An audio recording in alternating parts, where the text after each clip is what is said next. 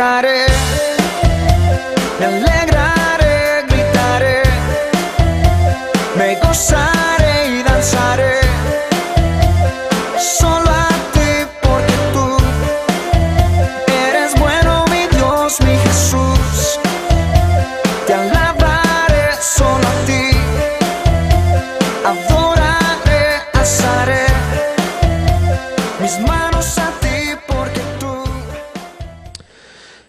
La constante en el ser humano es crecer. La constante es cuando estás quizá en una etapa donde sentís que podés avanzar. Y es curioso porque, voy a ocupar un nombre, deme un nombre cualquiera, un nombre, rápido. Marco. Resulta que Marco es un hombre que conoce al Señor en un momento intermedio de su vida. Y este Marcos, hay una ocasión donde decide por Cristo. Cuando uno va evolucionando en el pensamiento de fe, siempre quiere algo más. Te voy a ubicar en un punto. Llegás a Cristo y tu vida es tu vida social, tu vida familiar y tu vida personal. Y Marcos llega a una iglesia y Marcos comienza a sentarse en un lugar. De repente comienza a escuchar una terminología que no era su habitual antes. Escucha la palabra hermano. La palabra hermano es cursi para aquellos que no están en Cristo Jesús. Se burlan, se refieren a los hombres y mujeres de la fe a través de la palabra. Ese es hermano, dicen. Desde ese punto comienza él a establecer, Marcos comienza a dialogar como hermano. Comienza a ser un observador interesante. De repente Marco resulta de que está caminando en la obra, se sienta y de repente comienza a conocer. Conoce, por ejemplo, que en una iglesia hay una estructura. Marco comienza a percibir de que hay cosas interesantes en la obra de Dios que le van llenando y de repente decide participar. Va a alguna actividad, se comienza a involucrar, quizá en su vida pasada era cantante, músico y de repente ve la banda y decide comenzar a trabajar. Pero de repente, hermano, en todo este proceso hay altos y bajos. Hay gente que tiene una transformación de la noche a la mañana. Conozco gente que de un día para otro dice: yo dejo todo, vicios, mujeres, pecado, hombre, lo que sea, y de repente estoy en Cristo Jesús. Hay otros que llevan un proceso bastante tranquilo, pasivo, pero siempre ascendente. Sin embargo, como sea, siempre va a terminar ese Marcos en el anhelo de que el Señor va poniendo en él el ansia de hacer más, porque es inevitable. Y el ansia de hacer más te va llevando de repente a decir: Señor, yo quiero trabajar más en la iglesia, me involucro, y te vas a llevar satisfacciones y desilusiones. Siempre es así. Y de repente vas a decir: no, mejor yo pongo freno, estoy bien como estoy y punto. O simplemente seguís caminando y desarrollando la obra que sentís que tenés que desarrollar en un lugar. Ese proceso, ese Marco, llega siempre en el increciendo de la vida a tener esa expectativa de aprender más de Dios, lo cual es importante.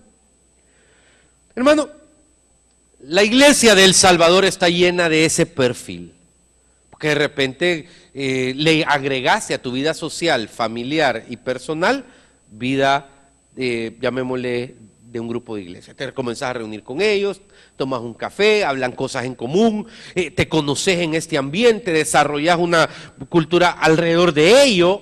Entonces de repente te volvés en aquel persona que está pasando de ser el que escucha al que ejecuta, al que hace. Pero de repente viene una pregunta que todos se hacen: ¿qué es lo que debo hacer? ¿A dónde debo estar?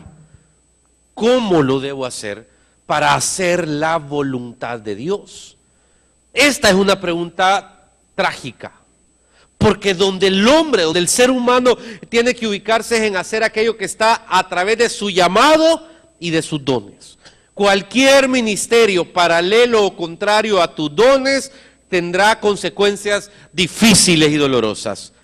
Cualquier ministerio contrario a aquellas cosas que el Espíritu Santo ha puesto en ti como aptitudes y cualidades, es así, pero cuando lo alineas con tus dones, las cosas cambian y entonces se establece el ministerio. Si usted va conmigo al libro de Efesios, capítulo número 4, si mal no recuerdo, hay una porción que para mí es bastante reflexiva. Han cambiado los tiempos, pero bueno, ahí es lo primero. Efesios lo tienes y ponemos el mismo versículo que estuvimos poniendo. Hermano, aquí es donde hay que ubicar un punto. El Señor llega a un momento a terminar la etapa de su labor terrena para entrar en la siguiente, pero de repente existe algo que es la constitución de los ministerios. Mario, cualquier ministerio en el que tú te sientas que es tu llamado, tiene que encajar en uno de estos 5. Quiero contarle, ¿cuál es el primero que habla el texto? Apóstoles. La palabra apóstol no se ocupó por cerca de 900 años.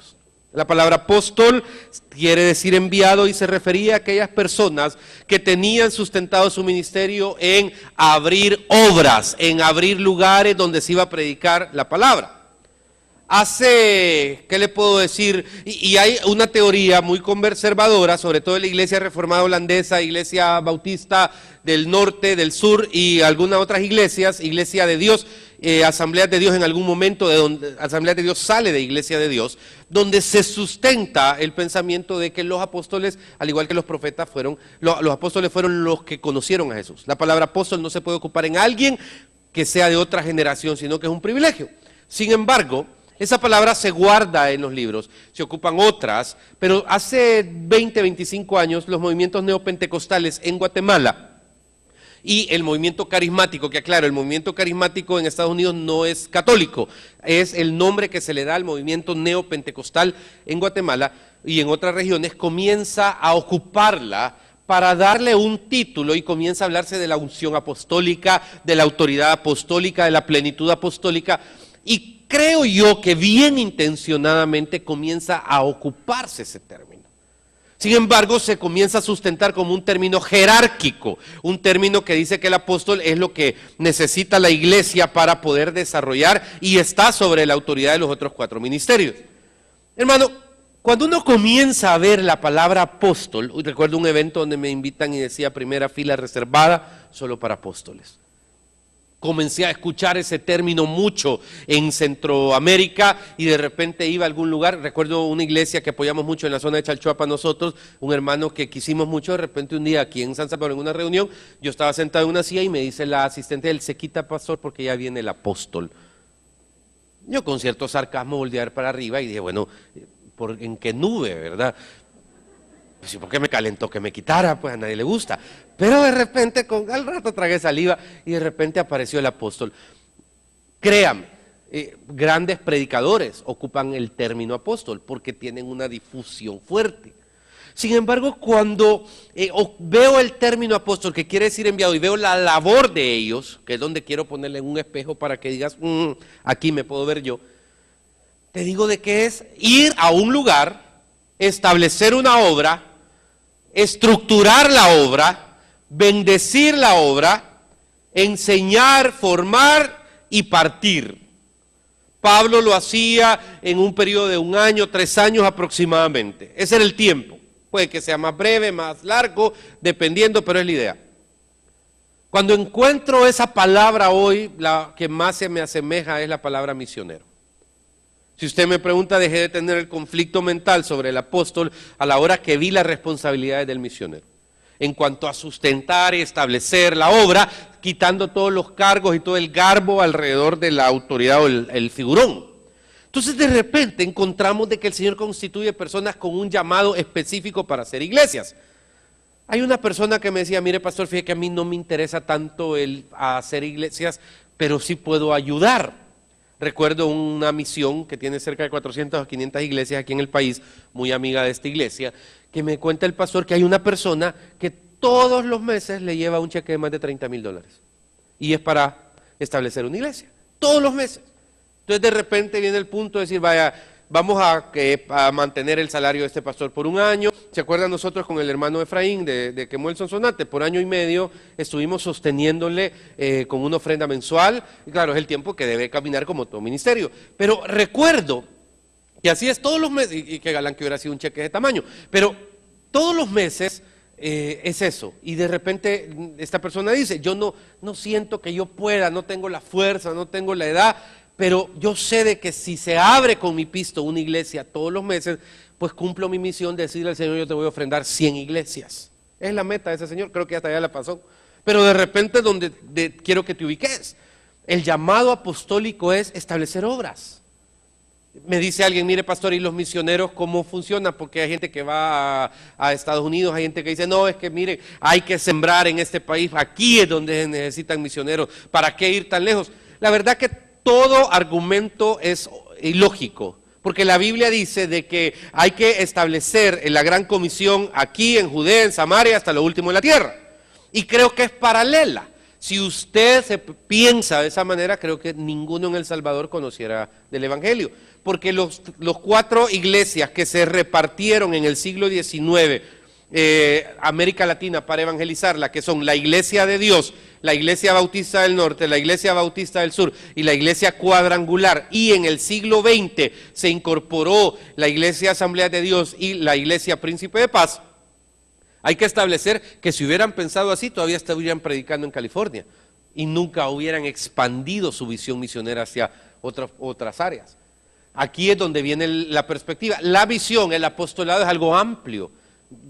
Hay gente que de plano me encanta. Tenemos el proyecto Brasil 2014 para el otro año. Cualquiera puede decir, pastor, si van al mundial, yo voy a vagar, ¿para qué? Probablemente si usted fuera a ese proyecto también fuera a vagar, fíjese. ¿Amén? Porque sí, claro, el proyecto que participamos de los Juegos Olímpicos de Beijing o Pekín en español, en China. Pues maravilloso. ¿Cuál es el fruto? Puede decir alguien. ¿Sabes cuál es el fruto? Metimos casi 2.3 millones de Biblias en mandarín o en cantonés a China. La palabra no regresa vacía, dice la palabra. Ahí están. Sí, pero eso costó mucho pisto. ¿Y para qué gastar pisto? No lo hicimos nosotros, fue un proyecto global. Pero ahí van las Biblitas de la Quemuel. Chin, chan, chun, chen. Ahí van. Ahí están. ¿Cuándo van a hacer fruto? A saber. El proyecto 2014, ahí está. Y tenemos misioneros apoyándolos en Europa, en Centroamérica y en América Latina, en Sudamérica. Y tenemos también la bendición de entender que aquí hay personas como el director nacional de Jucum, que se congrega acá, y que establece esa visión apostólica. Ya ve que le cambia la perspectiva. ¿Por qué? Porque tiene que quitarle la nobleza al cargo para ponerle el espíritu. Ese es el primero. Pastor, ¿encajo yo en una misión apostólica? Probablemente, fíjese. Probablemente, si usted tiene esa pasión y ese anhelo alrededor. ¿Cuál es el siguiente que menciona el texto? Aparte del misionero. ¿El cuál? Profeta. Va. Hermano, no podemos negar que el ministerio profético existe, pero hay que sustentar una separación entre el ministerio profético y el don de profecía. El don de profecía es ese fluir que viene alrededor de una percepción, de un estado, de un tiempo. Yo quiero serle honesto, he recibido muchas desilusiones con profetas, como probablemente usted recibe muchas desilusiones con pastores, conmigo quizá. Pero con profetas es como, ¿por qué? Porque creo que en el 99% de los casos no es la mala intención, son bien intencionados. Pero la palabra profecía es algo extremadamente delicado porque tiene que ver con tiempo y con situaciones. La profecía, dice el texto, que es para 3 cosas: para exhortar, ¿para qué? Para edificar, exacto, y redarguir. Mire, a mí me inquieta que la palabra profética sea algo tan complejo. Alex, este pastor amigo que viene de Costa Rica ya dentro de unos días y que es un amigo nuestro, me decía, fíjate que en El Salvador yo creo que más que un ministerio profético existe un espíritu de adivinación. Y eso es bien delicado, porque uno tiene que discernir. ¿Tiene, pastor, usted personas que tienen un fluir profético? Sí. Mire, un amigo me llevó hace poco a orar a un lugar y de repente todos los profetas son extraños si usted los analiza.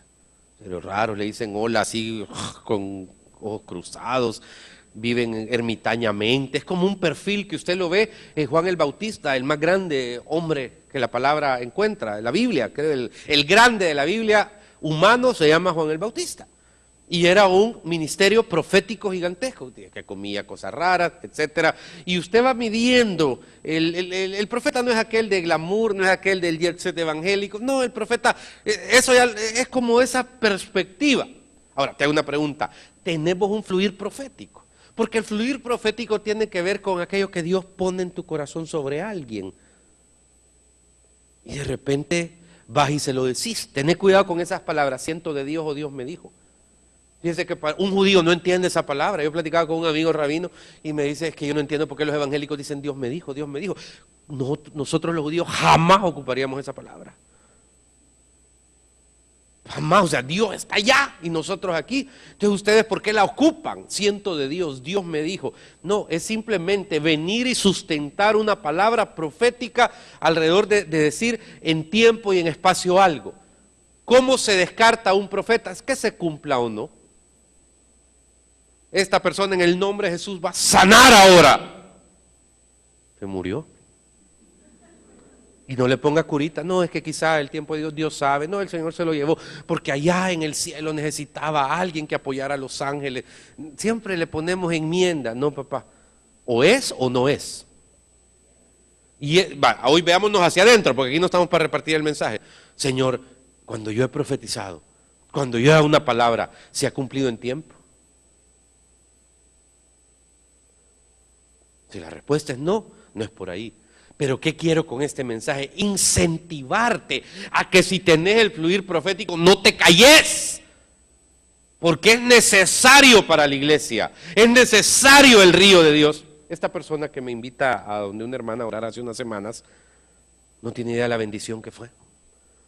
Porque de repente en el ambiente uno siente algo y fue una palabra tan específica alrededor de un acontecimiento pasado, de una situación presente y de un acontecimiento futuro. Pero hermano, pero tan específica que le puedo decir, en el espíritu, aquí está el hermano con el que fui, discernimos que no había duda alrededor de algo.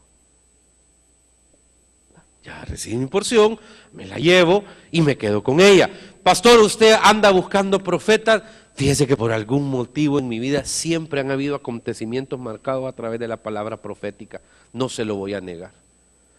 Pero ¿cuál es la diferencia? La capacidad de interpretar y saber quién es. Mire, vamos a guardar silencio un poquito aquí, por favor. Pero hay que ubicarnos alrededor de entender si existe. Porque no puede ser que toda la iglesia profetice. No puede ser. Ahí estoy hablando de llamados específicos. Y también entender que la palabra profética no es una herramienta para herir o dañar.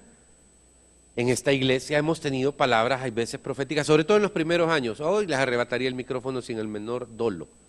Pero de repente, hermano, era como, dice el Señor, que vos no te vas a poder casar de blanco, porque pura no sos. Me acuerdo de esa palabra profética. Imagínese, de blanco no te quiero. Y con un amigo pastor que vive en Houston tenemos todavía esa broma. Dice, vaya pues, de blanco no te quiero. Porque era como, nos quedamos sorprendidos pues. Pura no estás. Así que de blanco no te vas a casar. Yo creo que Dios, si se va a meter en establecer el juicio, la declaración profética, no lo va a hacer en tonterías, perdone. ¿Me está oyendo? Si usted analiza el fluir profético del Antiguo Testamento, tenía que ver con la nación, tenía que ver con las acciones de Israel, tenía que ver con los reyes, tenía que ver con ciertas situaciones alrededor del pueblo en general, no con detallitos, vaya, ponete falda, porque me ofende que no uses falda sino que pantalón. No. Aquí es donde debemos aprender a entender el ministerio profético, es serio. Alrededor de esto, hermano, ¿hay profetas en esta iglesia? Espero que sí.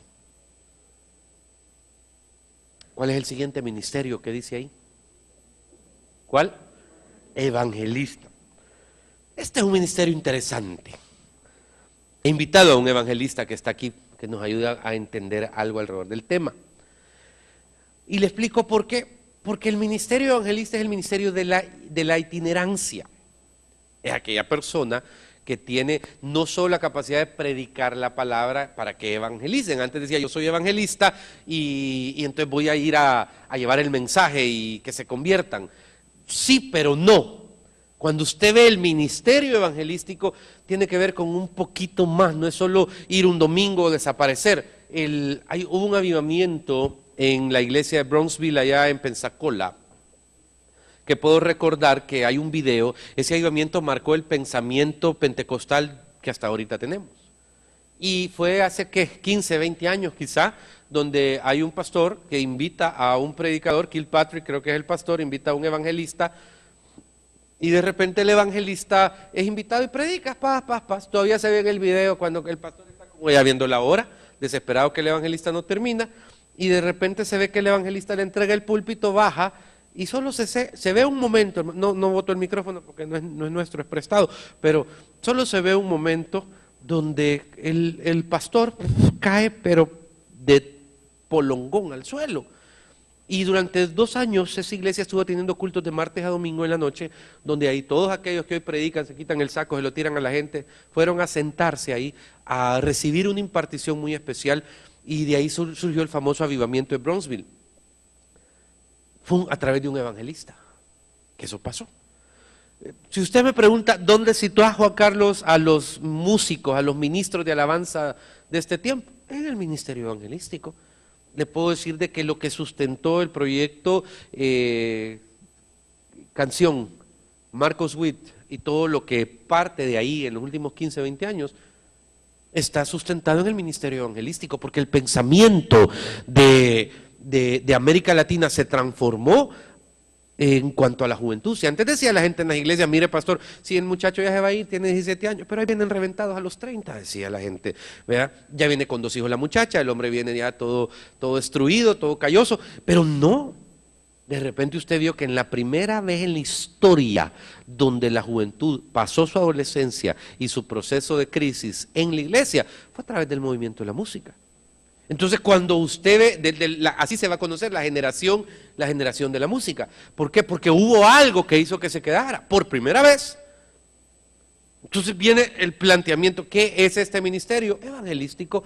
¿Cuánta gente ha desarrollado esto? Pues muchísimos, hay una cultura alrededor de esto. Hermano, ¿puede pasar un minuto, por favor?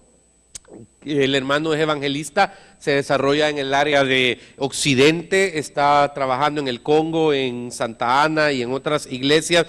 Una sola pregunta, ¿cuál es la diferencia, pastor, hermano, entre el ministerio de pastor y el ministerio evangelístico? Dios le bendiga, puede saludar. Bendiciones a todos, Dios me les bendiga. El ministerio evangelístico inicia cuando nosotros tenemos que ir en busca de las almas. Es decir, yo me subo a un bus y tengo que proclamar ahí, tengo que anunciar que el propósito de Dios morir en la cruz del Calvario fue para que yo y usted fuéramos salvos por Él. Luego surge más detalles en cuanto al evangelismo, que algunas veces lo hacemos dentro de las congregaciones. En este momento el pastor acaba de mencionar 3 puntos bien específicos de lo que es los enviados de Dios, los profetas, el evangelista, el pastor, el enseñador, el ilustrador, el que le pone detalles a la palabra. Pero hermano, ¿cuál es la diferencia entre el pastor y el evangelista? La diferencia del pastor es que el pastor tiene que alimentar a las ovejas. ¿Y el evangelista? Y el evangelista tiene que ir en busca de las ovejas y traerlas a la congregación. ¿Hay evangelistas en este país que estén identificados, que usted diga existe un ministerio? Porque el hermano Luis Aquino, por ejemplo, tiene un ministerio profético. Existen muchos grupos de pastores, existen maestros, creo que ya vamos a hablar un poquito de ese tema, pero me inquieta porque me da la impresión que el evangelista ha desaparecido en la percepción de la necesidad de la iglesia, y no debe ser así porque está establecido en los 5 ministerios. ¿Cuál es la receptividad de los pastores o de las iglesias cuando usted cuenta que usted es evangelista? Bueno, cuando nosotros comenzamos a hablar de evangelismo, de hablarle a las personas de Dios, a los pastores lo primero que se preguntan es, quizás ya viene a quitarme el púlpito. Y quiero decirle que nosotros los evangelistas somos los que vamos donde está la necesidad. Por ejemplo, le voy a poner un ejemplo bien clave. Hace aproximadamente 7 años en el Centro Penal Apanteos ingresé al recinto número 10 y 11 ante 600 pandilleros donde nadie podía ingresar. Recuerdo que me pusieron 2 custodios para que ingresara al lugar. Todavía me preguntó la psicóloga y me dijo, ¿tiene el valor usted de ingresar a ese lugar? Sí, le dije yo. A predicarles a Cristo. A predicarles a Cristo. Luego cuando ingresamos al lugar, ingresamos al recinto, pasamos, los seguridad se quedan en la entrada de la puerta y inmediatamente me dicen, son todos suyos. Y yo me les quedo viendo, ¿y que no van a ingresar conmigo? Pues no, tenemos prohibido terminantemente ingresar a los recintos. Recuerdo que Dios envía un ángel, envía un hombre de Dios que había escuchado uno de mis programas y dice, dejan al joven, déjamelo. Pero ¿y este quién es? Le dice uno. Hermano, a los pastores muchas ovejas se encargan de bajarnos el ego cuando se nos quiere subir y bendito sea Dios por eso. ¿Cómo manejan el ego los evangelistas? ¿Cómo sale usted de ese lugar sintiendo la bendición de que bendijo a 600 personas que nadie podía atacar con los pies en el suelo? Buena pregunta, pastor. Cuando el evangelista comienza a trabajar en el momento de la actividad, en el momento de enviar el mensaje, de regalar el mensaje para aquellos porque acuérdese que el evangelista no es solamente aquel que dice, voy a predicar, ¿va? El evangelista tiene aquello que Dios le pone el Espíritu Santo y las personas, todo lo que le confiesa las personas están atónitas, están receptivas al mensaje. Pero ¿cómo maneja el ego? El ego es el que no permite que el evangelio se expanda. Por ejemplo, le voy a decir algo. Un evangelista no va a tener el valor de entrar al mercado central de la tiendona.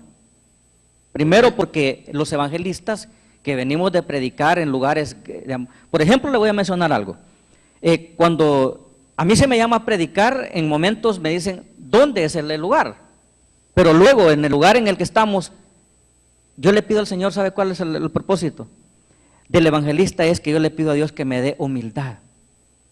Porque si yo llego con aquello, humildad no es solamente porque me vista mejor, sí, claro, sino que yo llegue a un lugar y que en el momento de predicar la palabra del Señor, las personas escuchen y que Dios, no soy yo, el Espíritu las convierta de sus malos caminos. Ese es el propósito de la evangelista. Última pregunta, hermano. Obviamente, y dentro del paquete actual del evangelista, yo incluiría a aquellos mega líderes espirituales que hacen cruzadas, que hacen campañas. Obviamente hay una estructura, le digo, por ejemplo, el más grande evangelista de la historia contemporánea se llama Reinhard Bonnke. Él nunca viene a América Latina, sino que está en África, campañas de 1 millón de personas.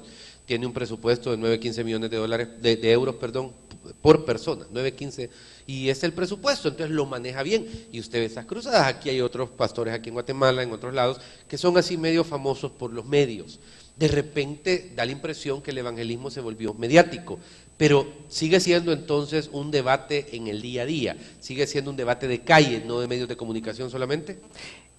Buena pregunta. Me llama mucho la atención también esto, lo que acaba de mencionar el pastor, de los grandes evangelistas que han hecho grandes inversiones para poder llamar la atención de un público para que lleguen. Está bueno. Esa inversión es buena porque dice que todo lo que nosotros sembráramos en esta tierra, Dios la va a prosperar. Y yo he montado movimientos evangelísticos sin ningún dólar. Sí, pero no es malo montarlo con dólar o sin dólar. Pero mi punto es, en la calle, cuando usted en el día a día, por ejemplo, ¿dónde compartió la semana pasada? La semana pasada estuve en una iglesia humilde, sencilla, en la frontera de la Echadura. ¿Y la antepasada? Estuve en el Polideportivo del Congo. Ok, ese es un buen punto interesante, que siempre, estimado, o sea, el llamado trasciende las circunstancias y los momentos. ¿El ministerio evangelístico sigue vigente en El Salvador? Sí sigue vigente. El ministerio evangelístico sigue vigente por todos lados. Amén. Por ejemplo, en El Salvador los gedeones manejan un ministerio evangelístico a través del del tratado a través del librito de inglés a español. Los hombres de negocio del evangelio Hombres de negocio del evangelio tienen un completo, ministerio evangelístico. es otro ministerio evangelístico, y estamos muy bien, ahí dentro yo, los evangelistas que somos de la calle, los que vamos y no nos avergonzamos dónde vamos a predicar. A mí me regaló un gran mensaje un muchacho expandillero, no voy a decir la denominación de la que él salió, y me lo encontré en el mercado de Sonsonate. Ajá. Yo estaba grabando un programa para la televisión y recuerdo que dejé de grabar porque me llamó tanto la atención de ver que el muchacho proclamaba y enseñaba y le explicaba a la gente lo que Dios había hecho en su vida. Sale de los penales, sale del penal de Tonacatepeque y era condenado a 60 años de prisión. Cuando él comienza a contar su historia y a proclamar, y recuerdo que nomás dejó de predicar y ya tenía 3 tendidos, hincados, proclamando el evangelio. Gracias, hermanos, por su tiempo. Le agradecemos por acompañarnos ahora. Oye, Amén. Dios les bendiga. Bendiciones. Amén. Ahora, ¿cómo atraemos la percepción de un evangelista a tu vida? Las células, por ejemplo, grupos familiares, es una expansión del evangelismo. Todo grupo donde compartís a Cristo es una expansión de esa fe. Y mencionaba lo de los mega predicadores porque puede perderse la gente. Mire cuánta gente me ha venido a decir, su gran visión es estar en un estadio. Mi gran visión un día es predicar en el estadio Flor Blanca, Cucatlán, puede ser el Yankee Stadium si usted quiere. Pero eso no es lo más relevante. Creo que quien tiene esa visión está grave. Es el hecho de compartir el evangelio en tu día a día. En tu día a día tenés que ser consecuente. ¿Me estás escuchando? Porque si el Señor te pone, mire, un día de estos me eché un recorrido en el súper con una señorita que me encontré y de repente, hola papá, y de repente, mire, y como estaba buscando el marmaón, y entonces en mi familia, por la comida árabe siempre ha habido una tradición, y comencé, mire, esto se cocina así, esto se corta así, se pone esto, comencé y tal, me eché el rollo, pero es como que el Señor me puso a comenzar a platicar con ella, y usted sabe que la cocina a mí me gusta. Entonces comencé a darle tip de cocina y todo, y de repente en el diálogo pude darme cuenta que el Señor me había llevado a ese súper, no sé si a perder mi tiempo diría yo, pero yo un Gatorade andaba buscando, hermano, y terminé. Pero el punto es, hermano, de que de repente la plática, y al final en que concluyó, en que ahí en el súper le presenté al Señor y lo recibió. Cuando yo les digo sea evangelística, por favor quítense esa cultura de que les da miedo, porque aunque no sean las masas, no sea la media, si tenés enfrente a alguien, el Señor te pone que lo evangelices, uno tiene que cuidarse de esa cultura hippie, de repente, Jesús te ama, Jesus loves you, por el amor de Dios, o sea, metele el bocado del evangelio, por favor, presentale a Cristo, o sea, tenés que ser contundente alrededor de la persona. ¿Por qué? Porque ya pasamos el tiempo del masaje de fe. ¿Puedo yo ser evangelista? Sí. ¿Te das cuenta de algo? Como aquel que lo entretuvo durante 6 meses y lo llevaba de un lado a otro y lo llevaba de un lado a otro, y cuando pasó el tiempo le digo, mira, ¿y cuándo vas a recibir a Cristo? Cuando me digas que reciba a Cristo, le dije. No, pero es que a mí me daba pena porque pensé que te tenía que llevar suavecito. No, recibir a Cristo, papá, es la decisión más importante y trascendental que el ser humano puede tomar en su vida. Y cuando el Señor te presenta personas, es para que se haga. De repente estás en un lugar y viene el sentir, ¡plum! ¿Y el sentir qué hace? Que le recibas. Y cuando sentís, decís, bueno, ¿quién me lo presentó? Hermano, creo que hay mucho evangelista en Quemuel, y eso a mí me bendice. Todas las células que están en penales, que están en hospitales, o sea, hay un montón de ministerios. ¿Dónde meto yo los ministerios de acción social? ¿Dónde meto los ministerios de desarrollo? Mire, estuve en un grupo de hombres espectacular un día de estos. ¿Dónde lo meto? En el proyecto evangelístico. ¿Dónde meto todo esto? No me confunda. ¿El evangelismo puede llevar discipulado? Por supuesto que sí. ¿Puede llevar ministración? Por supuesto que sí. Y tiene que hacerse. Ahora, el siguiente ministerio que se está mencionando en ese texto de Efesios, ¿cuál es?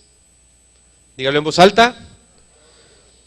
Este es el que más conocemos porque es el referente. Este es el permanente. El profeta es distante, el misionero o apóstol tiene un rol temporal, el evangelista es temporal o mediático. Pero de repente, ¿qué es por qué le pusieron pastor? Comencemos a establecer, ¿por qué no le pusieron guía? ¿Por qué no le pusieron CEO, como le gustaría a algunos, que hizo unas tarjetas que dice CEO de tal iglesia? Ahora, por el amor de Dios, qué vergüenza. ¿Por qué? Pastor, porque establece autoridad de un hombre con ovejas. Si usted me pregunta a mí cuál es el máximo que creo que se puede pastorear adecuadamente, son 350 personas, no más. Ese es como el tope. Creo que la sobrepoblación que estamos en el mundo en este momento ha permitido acciones como las mega iglesias o como el crecimiento de las iglesias. Porque no es lo mismo, obviamente, pero con cuántas, pastor, con cuánta gente usted llegó a saber que era lo bonito, conocía el nombre, que comían, que hacían, a dónde estaban. 350. De repente viene ese sentido de sentir la bendición de que das tu vida por ellos. Un día de estos me decía mi hijo, mira papá, yo no quisiera ser pastor. ¿Por qué? No, muchos te critican. Mi hijo, o tapo el evangelio o tapo mi relación con el niño. Ser pastor, hermano, en esta iglesia creo que en los 15 años han habido unas 15 iglesias, 12, quizás no recuerdo, alguien me corrigió en el primer culto, que de repente tenían el llamado y la mayoría están funcionando. En esta iglesia creo que hay una bendición, porque puedes desarrollar ese ministerio también, sin tener la marca de la iglesia, es lo de menos. Pero tenés que entender lo que significa ser pastor, y sabes la única manera de entenderlo, cuando entendás lo que significa ser oveja. Porque ser oveja es ser oveja. Pastor, explíquemelo más profundamente. Acordate de Pedro, la Heidi y las ovejas. Acordate. El rol absoluto del pastor de ovejas, ¿sabe qué es? Aquellas ovejas mansas. ¿Cómo se llamaba la oveja mansa que tenía Pedro? Copo de nieve. ¿Y cómo se llamaba aquella terrible que se le iba por todos lados? ¿Ah? Cascabel. Híjole, profunda sos, mamita. Me llega. Ok. ¿Cuántas cascabel hay aquí? ¿Cuántas copo de nieve? Y créanme, no es fácil ser pastor. Y no hay que entender que lo único que te mantiene en tu llamado es el llamado. Porque de repente es más fácil quizás ser interlocutor, ser alguien, ¿me entiendes? Vivir tratando de llenar la expectativa pastoral y no defraudar es algo interesante. Pastor, pero es que usted tiene que ver la expectativa de Cristo. No. Ese discurso, pensa más, por favor. Me gusta que pensés. No espero eso de vos. Porque al final, hermano, usted, si está ejerciendo una labor pastoral, será evaluado permanentemente. Pastor, entonces, ¿qué estoy diciendo? ¿Me estás animando para que no me meta de pastor? No, te estoy diciendo que el pastorado es esa responsabilidad diaria, que está dispuesto día a día, día a día, día a día, día a día, a estar viviendo para otros. El llamado pastoral es espectacular. Y desde el siglo XIX se fundamenta como el llamado que identificamos. Fíjese que antes no era un llamado latente. ¿Por qué? Porque como era distinta la perspectiva y la iglesia reformada holandesa era prácticamente la que establecía todas las normas en el mundo moderno, en cuanto hoy lo conocemos como la fe, era como bien distinto. Era la autoridad, pero distante, maestro. Esta es una palabra interesante, porque lo confundimos con la línea del encargado de escuela dominical. Aquel que le enseña a los niños. Y si bien es cierto que es parte de esa responsabilidad maravillosa, el maestro creo que es el grupo que dentro de la iglesia tiene que tener la capacidad de discipular, de administrar la doctrina y de revisar las amenazas doctrinales alrededor de su vida. Hermano, si algo le digo es que a mí me pueden venir a decir que Cristo viene mañana. Hoy con lo de Siria había un tipo que decía, no, es que el fin viene. No, espérate. Siria es irrelevante, papá. Si Israel hubiera querido hacer algo con Siria, lo hubiera hecho hace años. Si tiene el dominio de las ventanas de las lomas del Golán, se hizo, le apreté un botoncito y se estuvo. ¿Me entiendes? O sea, no, me es totalmente irrelevante. En la geocomposición global, fíjate en Irán, nada más. A Rusia y a China, déjalos para Gog y Magog, eso es después. Pero ahorita, el reloj del tiempo profético marca en la medida que Irán establezca un contrapunto con el resto del mundo occidental. Ahí sí ponete a cuentas. ¿Me entiendes? Pero es como que uno está ubicado y de repente hay personas a las que yo le llamo y hay un diálogo alrededor de varias cosas. Ser maestro es algo que haces no por la cantidad de personas que tenés delante de tu auditorio, sino porque te gusta la preparación, el conocimiento y el hacer. Aquí es donde yo les digo, si no te gusta escribir, haz un blog. Si alguien tiene el llamado de maestro, establezca un blog alrededor de ciertos temas, un debate, argumentos, etcétera. ¿Por qué? Porque eso crea un conocimiento a la iglesia y se establece en las iglesias a través de ciertos ministerios de discipulado. Esto es importante, pastor. El discipulado, claro que es importante. Pero conozco, hermano, personas con discipulado o sin discipulado en las mismas crisis. La diferencia, porque aquí juega la fe un punto importante.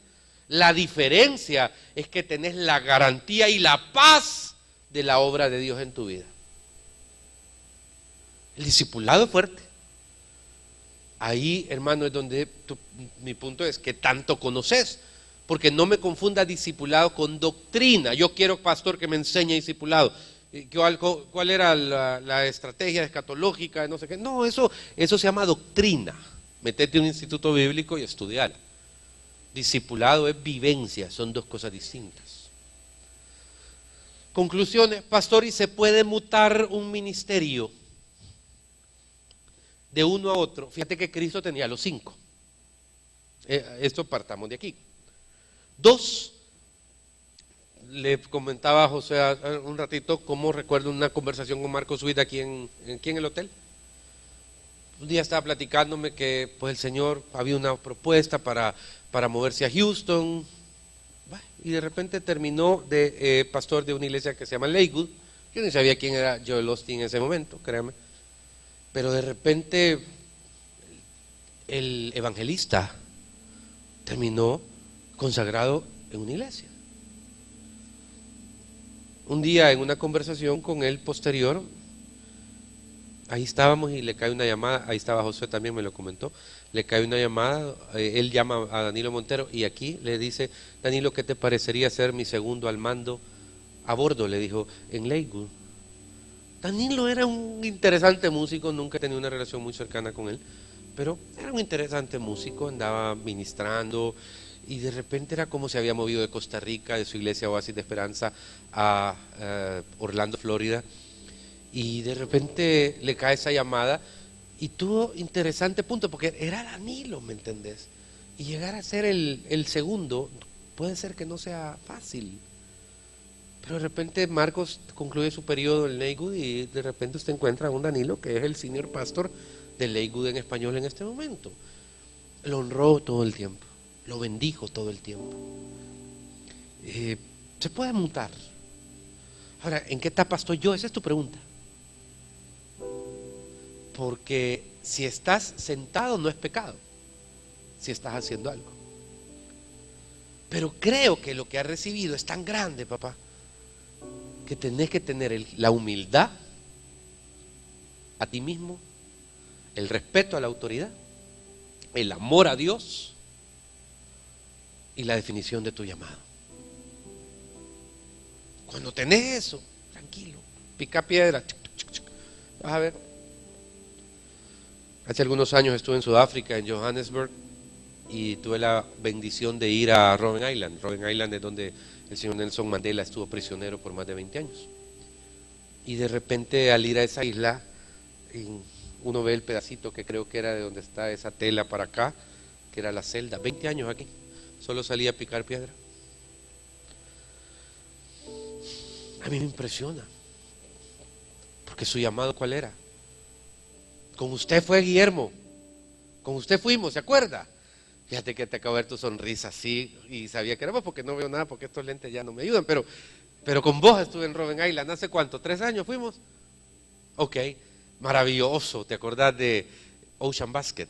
Entonces, de repente, me acuerdo que nos quedamos pensativos y yo dije, ¿cuántas veces este hombre se ha de haber desanimado? ¡Tirotada! Ya no aguanto. Esos blancos que se mueran, ocupemos bombas, destruyámoslos, matémoslos. Tranquilo. Mantuvo su paz para establecer la posición ante el apartheid. Años después usted sabe lo que ha pasado. Hermano, quiero cerrar el tiempo diciéndote, me interesa con este mensaje que entre tus dones, ¿cuáles son? Yo cuido puertas, maravilloso, papá. Es una bendición. Yo cuido niños, yo estoy trabajando en esto, yo no me involucro pero pongo pisto, yo hago lo otro, no importa, pero que espero que en este abanico Dios permita que te ubiques en alguno y digas, hey, mi ministerio es evangelístico, qué bendición. Ahora, eso no te desprende de la iglesia. Mi ministerio es apostólico, pastor. Maravilloso, papá. Si no, ni yo soy más que vos, ni vos sos más que yo. Pero dale, men. Y sé respetuoso de esta iglesia. Que yo recuerdo, hermano, en esta iglesia nunca hemos frenado el anhelo ministerial de alguien así. No, lo hemos regado de vez en cuando. Pero veo, por ejemplo, el ministerio de los esposos Cuellar. Qué bendición. Veo personas que han salido de aquí a abrir obra, a hablar. Pastor, siento a Dios abrir una iglesia. Dele, papá. Pastor, siento a Dios abrir un ministerio. Dele, dele, dele, dele. Solo siempre les pido algo. Respeten su casa. Respeten su casa. Pero créame, usted tiene un ministerio. Y termino. Sea pastor, evangelista, maestro, profeta o apóstol, ¿se acuerda una pregunta que le hice al hermano acerca del ego? Manténgalo tranquilo hoy. No es de usted, es de él. Todo, papá, es espumilla. En esta cosa, cualquiera de los 5, pasás de héroe a villano en un segundo. Así de alguien que te conoce por 20 años cree más un chambre de vos que el haberte conocido 20 años. Y ese proceso es algo que tenés que aprender a manejar con toda la sabiduría del mundo. En el nombre del Señor. Cierre sus ojos y solo pregúntese algo. Señor, definime qué me querés haciendo en este lugar. Definime cuál es mi llamado. Porque el viaje de la vida ha sido intenso. Señor, quiero hacer mi llamado.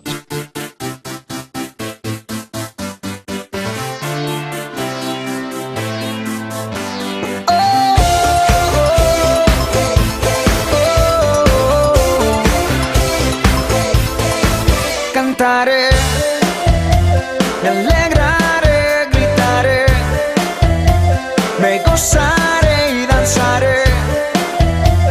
Solo a ti, porque tú eres bueno, mi Dios, mi Jesús.